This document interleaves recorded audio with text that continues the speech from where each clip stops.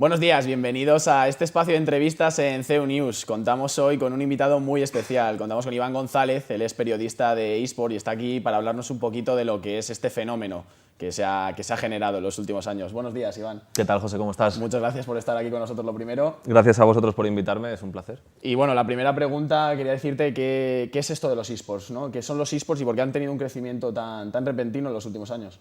Bueno, lo primero de todo, los eSports son competiciones de videojuegos, para simplificarlo un poco.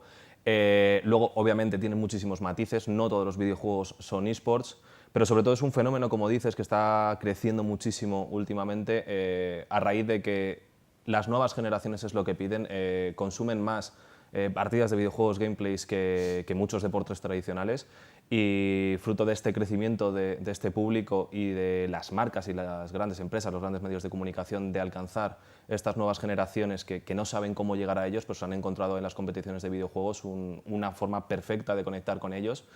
Eso quizá explicaría el género de los eSports, porque estamos viendo cada vez pues, más medios tradicionales, más marcas apostando por ellos, pero sobre todo eso, son competiciones de videojuegos que tienen muchísimos matices y que al fin y al cabo, como cualquier otra competencia deportiva, cuanto más entrenas, cuantas más horas dedicas, mejor eres, y el nivel que alcanza un jugador de eSports en cualquier videojuego siempre va a ser muchísimo más elevado que nosotros podemos hacer en casa como jugadores casuales. Está claro que si ya los videojuegos gustaban de por sí, acabamos de darle una motivación extra a todas las nuevas generaciones para esto. Bueno, me gustaría presentarte a Ana Mato, una de nuestras colaboradoras en el programa, que también está aquí para hacerte algunas preguntas. ¿Qué tal, Ana? ¿Qué tal, Iván? Buenos días. Quería preguntarte más sobre el futuro que le ves a esta disciplina, cómo lo ves enfocado pues, dentro de unos años, como deporte olímpico, si puede llegar, pues cómo sería. Bueno, de hecho ya hay propuestas, de hecho a los próximos Juegos Olímpicos no va a llegar, pero se dice que a los siguientes lo más posible es que llegue.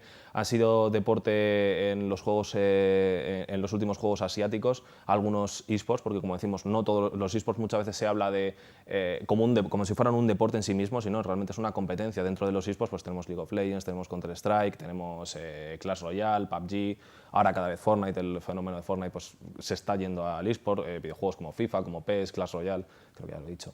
El caso es que hay muchísimos videojuegos, no todos a lo mejor están hechos para ser olímpicos. Por ejemplo, pues los shooters, al fin y al cabo son juegos de acción, de disparos, de violencia. Es posible que cueste que entren como deporte olímpico.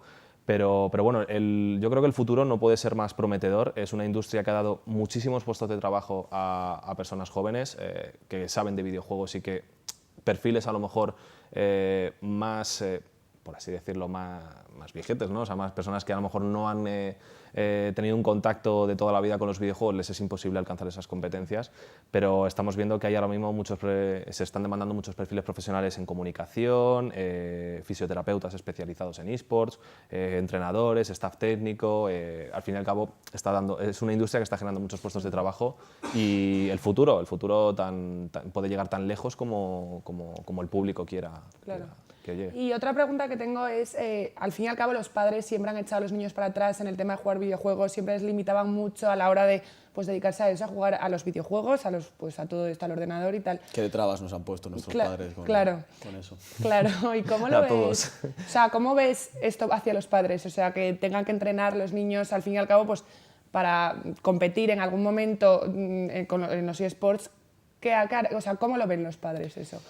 Sigue habiendo muchas restricciones por parte de los padres. Yo creo que no tantas como nos hemos enfrentado, por ejemplo, nosotros. Sí, la verdad que sí. Pero, por ejemplo, por poner un ejemplo en mi caso, yo he sido jugador de toda la vida y mis padres me reñían cuando pasaba mucho tiempo con la consola, hasta que de repente me empecé a dedicar a esto. Empecé a informar sobre ello, encontré oportunidades que no encontraba en otros nichos y de repente dijeron, ostras, pues esto de los videojuegos a lo mejor ya por lo menos abren las orejas y dicen, vamos a escuchar qué tienen que ofrecer, porque tienen muchas cosas buenas que ofrecer. Y en cuanto a los jugadores profesionales, yo creo que al fin y al cabo lo que está rompiendo con este tabú es en el momento en el que un chico dice, oye papá, quiero ser jugador de videojuegos profesional, voy a dedicarme a esto y voy a dedicar 6 horas diarias a entrenar, pues a lo mejor al principio lo más probable es que si el padre no tiene una tradición como jugador de videojuegos le va a costar.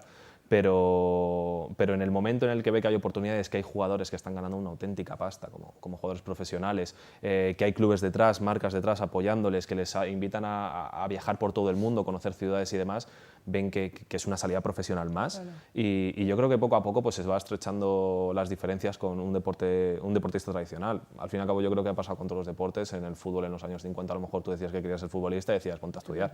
Y en este caso pues está pasando con los videojuegos y estamos viendo que es una salida profesional como cualquier otra y yo creo que esto estará ayudando a romper el tabú.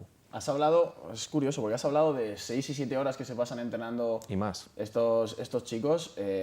¿En qué consiste? O sea, ¿en un entrenamiento realmente que es ponerte delante de una pantalla simplemente y jugar a un juego durante muchas horas e ir mejorando? ¿Es simplemente eso el entrenamiento? ¿O? Para nada, hay mucho más. De hecho, tengo bastantes amiguetes dentro que se dedican profesionalmente como jugadores profesionales y cada vez que les he entrevistado, cada vez que he hablado con ellos tomando una cerveza, un café, siempre me cuentan más o menos la profundidad de sus entrenamientos y todo lo contrario. De hecho, a lo mejor las partidas intensivas de su trabajo como jugadores profesionales, si están trabajando 8 horas para entrenar, a lo mejor jugar en el juego o en los servidores a lo mejor se tiran solamente 1 hora, 2 horas. Importa más el que la partida sea específica y que todo lo que lo pongas en práctica, como que todas las partidas avances algo, ¿no? Que digas, en esto he mejorado en este aspecto y demás. Si tú te tiras 8 horas jugando una partida tras otra, el cerebro se te fríe. Al fin y al cabo hay mucho trabajo, por ejemplo, de análisis de tus propias partidas, de visualizarlo, es decir, aquí ha estado el error, de, por ejemplo, si estás preparando un partido contra otro equipo, analizar al equipo, le podemos pillar por aquí. Hay muchísimas más estrategia, por ejemplo, en un videojuego como League of Legends de lo que nos podemos esperar y eso también se trabaja. También se trabajan, pues, por ejemplo, dentro de sus rutinas está el hecho de hacer ejercicio. Uno de los mitos que hay que dicen que jugar a videojuegos te hace sedentario, para nada. O sea, de hecho, los propios clubes ya tienen, como decía antes, fisioterapeutas que les ponen una rutina, que les llevan al gimnasio, que les llevan a correr, porque eso les despeja la mente al fin y al cabo y les va a hacer que sus partidas obtengan mucho mejores resultados las 2 horas que a lo mejor se pueden tirar al día específicamente compitiendo. Cuanto menos curioso el entrenamiento que llevan a cabo. Me gustaría preguntarte también, porque ya ha llegado un punto en el que ya los niños no solo juegan a los videojuegos, sino que incluso prefieren ver a otros grandes jugadores jugar. Y esto a través de YouTube, de Twitch, de las nuevas redes sociales, ha sido un boom tremendo. Entonces, ¿qué importancia tienen estos youtubers o YouTube y las redes sociales en lo que es el panorama de los eSports? Para mí, total. En el momento en el que un youtuber alcanza, por poner un ejemplo, el Rubius, 28 millones, 30 millones creo que tiene ahora mismo de suscriptores, mostrando al mundo cómo juega videojuegos y la gente lo ve y durante tantos años, porque Rubius, si no me equivoco, es de los primeros que llegó a la plataforma en 2007, estamos hablando de más de 10 años, subiendo videojuegos y teniendo unas cifras de audiencia realmente espectaculares y que la gente no se cansa de verla jugar a videojuegos, es el momento en el que el mundo abre los ojos y dice, a la gente le gusta ver jugar a otras personas. Y si lo llevamos más allá y si lo llevamos a la profesionalización, porque Rubius, por mucho que juegue mucho a videojuegos, no es un jugador profesional, no se enfoca en eso. Entonces, en ese momento pues dicen, oye, vamos a hacer una competencia profesional con tus ligas, con sus rankings y demás, en el momento en el que puedes promocionar y demás. Y, por ejemplo, hace poco hemos visto los mundiales de League of Legends, donde hemos visto a los mejores jugadores del mundo jugar a este título, y ves que alcanzan unos niveles realmente espectaculares que necesitas muchísimos años para llegar a esto y hacer un trabajo muy concreto, muy específico y muy constante.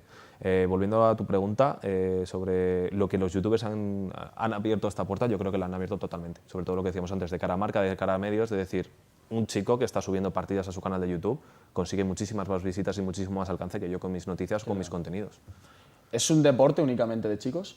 No, para nada. ¿No? De hecho, es un deporte completamente mixto, que está abriendo muchísimo los ojos dentro del sector a personas pues, que han tenido durante años una actitud machista. Es una cosa que se está luchando muchísimo, porque de hecho ahora mismo, por ejemplo, equipos como Movistar Riders están luchando por esto, porque están apoyando, por ejemplo, a un equipo que se llama Zombie Unicorns para llevarlas a jugar, para implementarlas dentro de un sistema mixto, que yo creo que es lo que se busca al fin y al cabo, que no que haya competencia femenina y masculina, sino que las jugadoras puedan jugar en equipos perfectamente, sobre todo por una realidad, y es que no hay una limitación física. Si es verdad que a lo mejor en otros deportes físicos, pues por una condición natural, los hombres a lo mejor tienen una ventaja física a la hora de ejercer otro tipo de deportes, para que los deportes sean mixtos en los eSports, es un deporte puramente intelectual.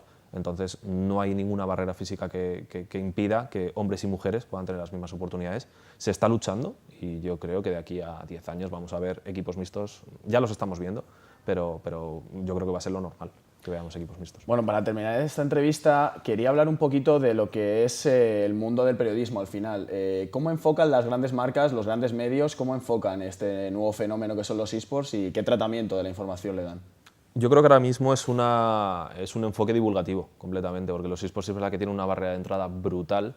Hay muchísimos tecnicismos, personas que si no son gamers, no son jugadores habituales, ponen una retransmisión y dices, no me he enterado de nada. Entonces, sí es verdad que los medios tradicionales, las marcas, los que generan contenido para captar nuevos seguidores en los eSports, yo creo que tienen ese afán divulgativo por demostrar, abrir los ojos, decir, oye, el día de mañana tú no lo sabes todavía, pero dentro de 10 años, dentro de 20 años vas a estar viendo los finales de League of Legends, las finales de los mundiales de League of Legends, perdón, como estás viendo las finales del Mundial de Fútbol. Sin saberlo lo vas a ver por presión social, porque va a ser lo que se va a llevar y además tú todavía no lo sabes y lo vas a hacer. Entonces, yo creo que la entrada de los medios de comunicación y las marcas ha sido vital en este sentido, porque están ayudando muchísimo pues eso, a integrarlo, a que cada vez más gente lo conozca, los comprenda y ya te digo, pues siempre acabas empezando por el videojuego que más te gusta a ti como jugador, pero luego al final acabas consumiendo uno, otro y demás. Por ejemplo, en mi caso yo juego a lo mejor a 3 o 4 juegos y consumo 8 o 10. Entonces yo creo que en ese sentido la labor divulgativa que están haciendo los medios de comunicación más tradicionales y no tan específicos de eSports y las marcas es vital.